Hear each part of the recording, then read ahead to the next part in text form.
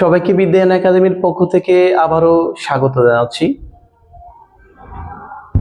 আজকে আমি আলোচনা করব পার্টস অফ স্পিচ নিয়ে। সুপ্রিয় শিক্ষার্থীরা, যারা ষষ্ঠ শ্রেণী থেকে দশম শ্রেণী শিক্ষার্থীরা আছো, তাদের জন্য একটি ধামাকা ক্লাস। তাহলে সবাই লক্ষ্য করো, আমি এখানে দুটি সেন্টেন্স লিখেছি। প্রথমটি হচ্ছে I have fan box, I went to Dhaka. এখন আমি যে এখানে ফ্যানের নিচে দাগ দিয়েছি এবং বক্সের নিচে দাগ দিয়েছি, এবারে সেকেন্ড সেন্টেন্সের মধ্যে ঢাকাতে দাগ দিয়েছি। এখন আমি তোমাদের যদি কোয়েশ্চন করি, ফ্যানটা কোন পার্টস অফ স্পিচ বলবা, বক্সটা কোন পার্টস অফ স্পিচ বলবা? তোমরা বলবা স্যার এটা হচ্ছে নাউন, কারণ তোমরা মুখস্থ করেছো যে কোনো কিছুর নামকে কি বলা হয়, নাউন বলা হয়।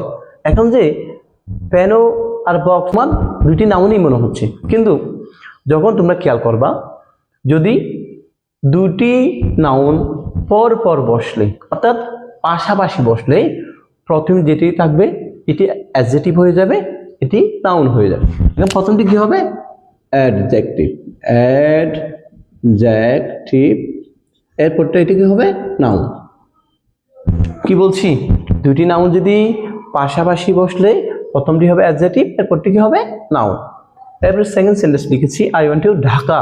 এখন ঢাকা, ঢাকার নিচে দাগ আছে। এখন তোমরা বলবা এই ঢাকাটা কোন parts of speech?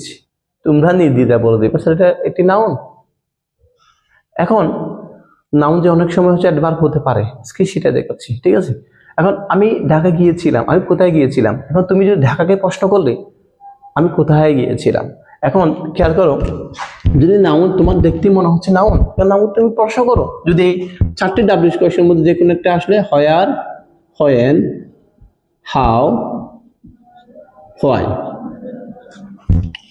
Where, when, how, why যদি প্রশ্ন করলে এই চারটা যে কোনো একটা যদি আসলে, তখন এই নাউনটি নাউন হবে না, এটি অ্যাডভার্ব হয়ে যাবে।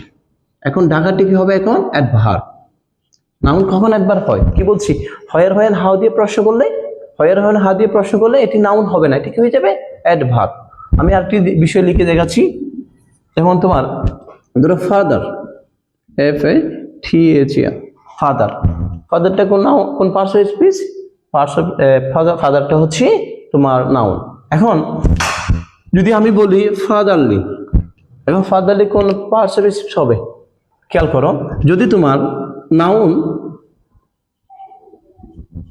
অর্থাৎ তোমার নাউনের শেষে যদি, অর্থাৎ নাউনের শেষে যদি তোমার এলওয়াই থাকে, তখন সেটি কি হয়ে যাবে? Adjective, adjective. কি বলছি? নাউন এর শেষে যদি তোমার এলওয়াই থাকে, তখন সেটি কি হয়ে যাবে? অ্যাডজেক্টিভ। এখন আবার একটা বলি, তোমার কেয়ারলেস, কেয়ারলেস। এখন বলো তোমরা কেয়ারলেসটা কি? কেয়ারলেসটা হচ্ছে তোমার কি? অ্যাডজেক্টিভ। এখন আমি যদি বলি কেয়ারলেসলি, এলওয়াই দিলাম, এখন এটা কোন পার্টস অফ স্পিচ হয়ে যাবে?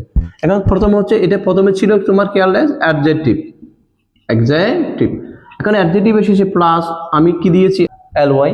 এখন তোমার অ্যাডজেক্টিভের শেষে যদি তোমার এলওয়াই থাকলে, তখন সেটা কি হয়ে যাবে?